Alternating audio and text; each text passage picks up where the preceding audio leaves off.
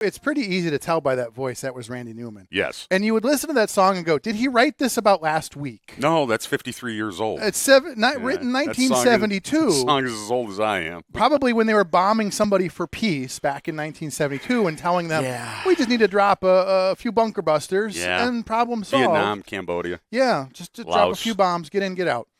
Okay, 6:45 in the region. We're taking your calls. Larry the Case bring him in here this morning. He's ready to do some crossfire here. So let's take our first caller. Good morning, caller. You're on the air.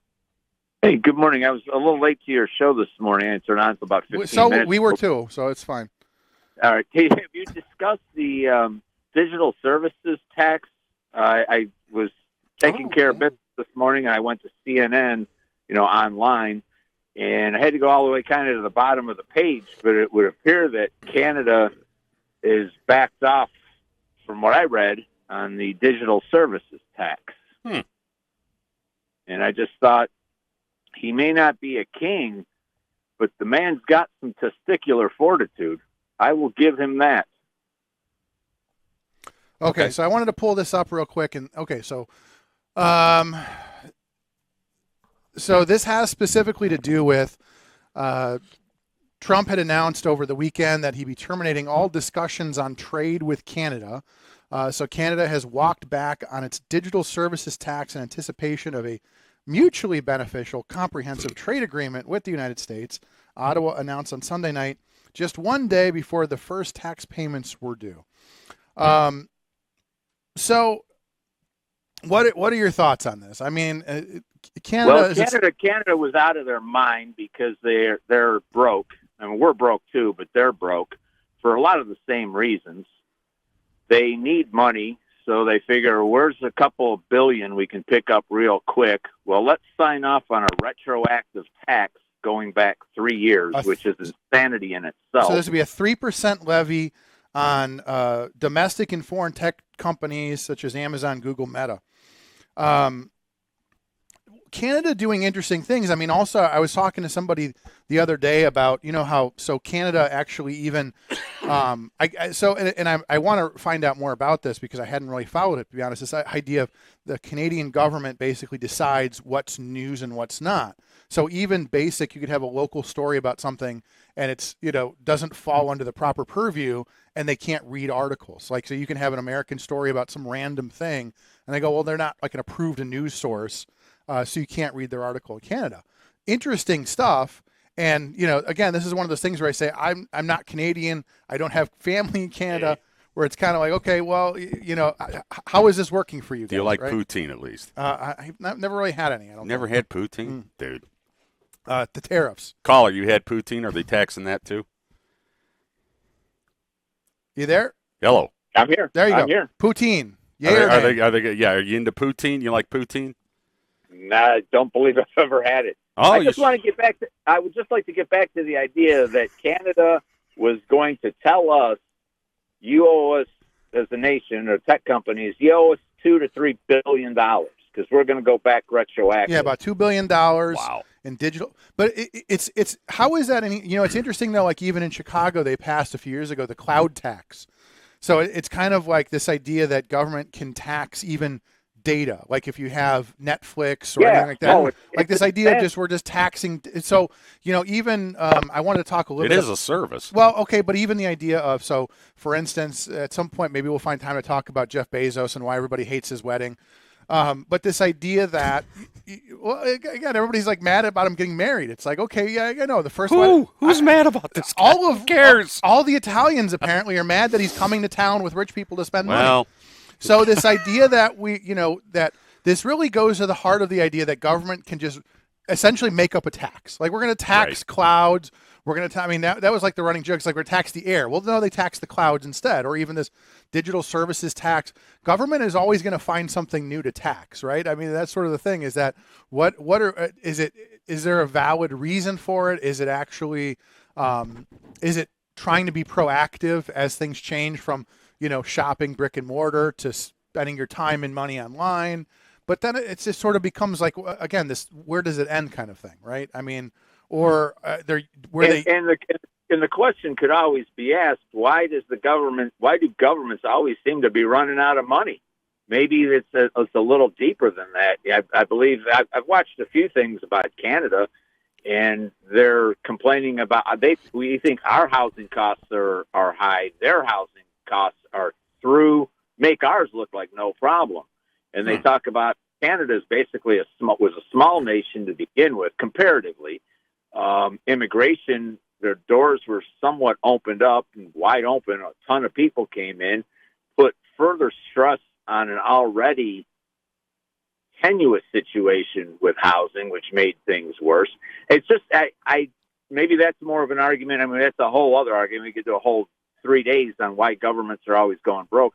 But I guess my point was, it's nice to have a president with some testicular fortitude that's going to tell Canada, you pass this tax, and we're walking away from the table.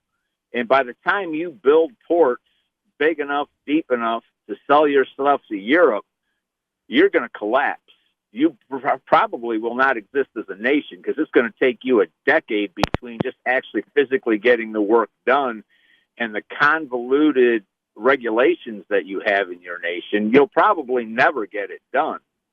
And it's nice. I'm not looking for a king, but for some of what we've had in this country as presidents or past as presidents, it's nice to have a guy in there that knows we are the big dog, and to some degree lets other people know, because there's really no sense in being the big dog if you're not going to bark every once in a while. Okay, well, no, I get where you're going with that, and so I want to get Larry's thoughts on that. Go ahead. So I appreciate the call. Larry, thoughts? We the big dog? Doesn't the world already know this? Well, I mean, we have Doesn't the world already know But are this? we the big dog because we have the biggest bombs, the biggest bunker busters? Sure. We have the biggest B-2s? Sure, have been for decades. So, Chuck. I mean, that becomes... Since World War II, since the end of colonialism. So that's been my question, though, this idea that, would you send the Nimitz in? We have these aircraft carriers. We have these B-2s. Diplomacy. Sorry. Gunboat diplomacy. So, but that becomes the question, is at what point, even I was talking about this drone warfare in the Ukraine. And right. So, right. I mean, at what point can your B-2 bomber or your aircraft carrier be defeated by a couple hundred, $100 drones by your enemy? At what point do you say, okay, well, that's not working anymore?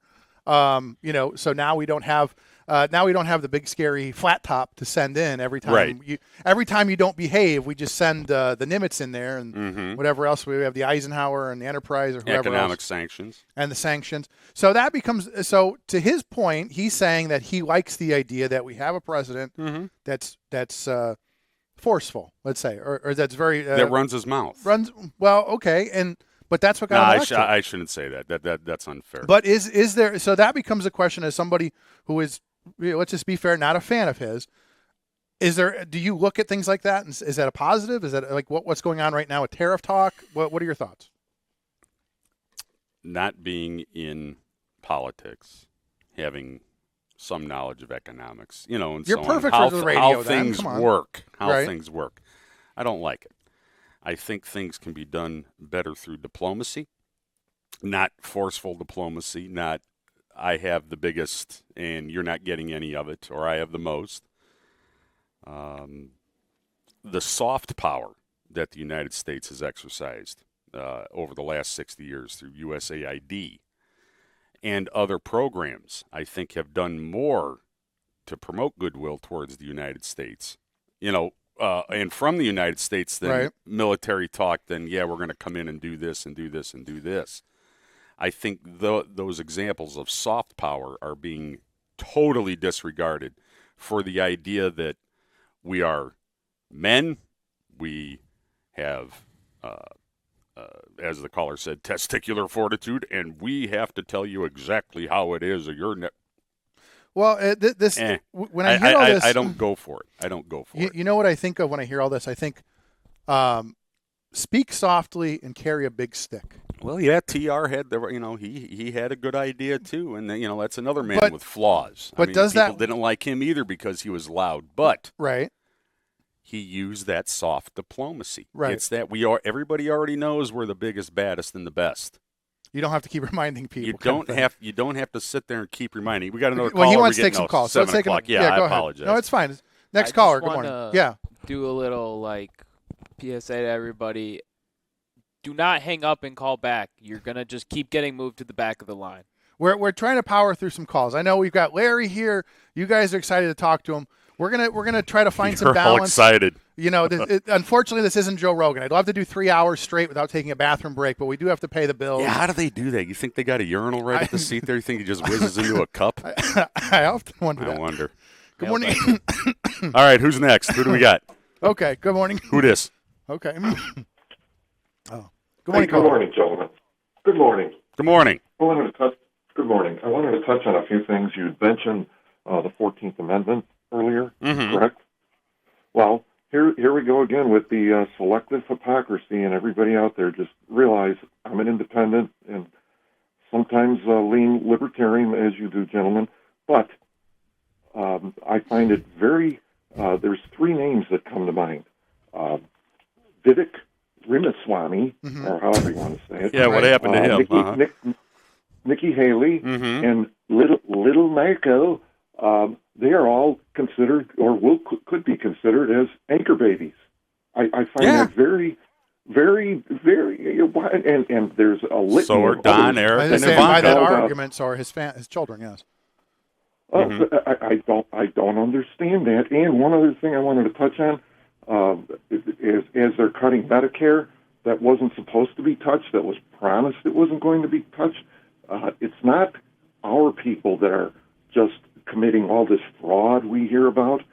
It's coming out, and it will be coming out, that they trace back some of these payments. There's been close to $50 million already that they've seen, that it harkens back to a shell company, and the money was being scammed through a Russian derivative overseas. So, And Medicaid payments, is that what you're saying? Through Medicaid? Yes. Okay. That will be coming out. All of a sudden, our good friends, Russia, seem to be not our good friends. Well, it depends what day it is, caller, and how, what time he wakes up, and how bad the thumbs hurt from typing on Truth Social. I mean, there's a lot of factors going into our diplomacy with Russia, right? In the meantime, Ronald Reagan spinning in his grave. Oh, at least at 30 miles an hour. That's okay. Okay, anything else? No, that's all. Okay, appreciate it. Thank you, sir. Thank you. Okay, so take one more. Go ahead. Yeah, we got some time. Next caller. Good morning. You're on the air. Did you watch the Costa Rica and U.S. Soccer game? No, I missed that. That's. I was watching the ball. I was watching the game that was happening at on the Senate floor. Yeah. No, who won, Walt? Who won? I don't know. I just I want to talk about the early part of it. No, what happened there? Well, the United States per capita income is about 8-9 times that of Costa Rica. Mm-hmm. You would think that the American players would be proud and happy to represent the United States. Well, who showed the greatest pride? The Costa Ricans. They went shoulder to shoulder, and everyone on that soccer team proudly sang their national anthem. Mm-hmm. And with Americans, it was a few did, but by there's something you would think that given all the wealth that's available to the average American, well, really Americans are spoiled rotten. In fact, that Americans would show more appreciation. But what do you think about that? Well, I didn't watch it, so I'm going by your word only. It sounds like a coaching issue. Coaching? Yeah. Are you saying that the coaches are discouraging the Americans from? No, I'm not saying that at all. I'm saying if indeed happened what you say happened, then why isn't the coach making them sing? That's what we do here in the U.S., right? You either sing or you go hang out in the locker room. But don't you dare take a knee, right? So, where's our American coaching? Well, what we've seen in recent years is the politicization of sports. Mm-hmm. I mean, it's blatant. Mm-hmm. I mean, who watches sports to watch politics? I mean, who goes to church to listen to a clergyman spout off his political views. Well, quite a few, Walt, in this day and age. I assure you that. Go to church and listen to the clergyman say that stuff. I assure you. We see that on the media itself. So what's the next argument? It's not an argument. It's a matter of. It seems to me that given the wealth of the land and the goodies that Americans are provided by living here, I mean, millions, as we saw as a spectacle during the Biden administration, they opened the borders and millions showed up, and they went to great risk to show up at that border. Because they want some of what we have, right? Oh, of course. Or the Cubans that risk their lives on literally floating doors to get here. Yeah. Many people. You're or right. like some, like I don't want to say this, but some young people I know through my job traveling 2, 3, 4 months from Venezuela all the way to the border Walking on all the way foot. up, right? Walking up, right? Because his mom was a teacher in Venezuela and spoke out against the government. Right? Yeah. So, hey, Walt, we do have to take a break. I appreciate the call because I do want to get into that a little bit in the next hour. We'll talk a little bit about that because that's been a big issue lately. So, but it is 7:01 in the region. You're listening to AM 1230, 104.7 FM in beautiful Hammond, Indiana. We're going to reset. We've got Larry the K here. We're here until Larry wants to leave. So we're taking your calls. We're talking about stuff. They don't have me handcuffed here either, I don't think. Not yet. So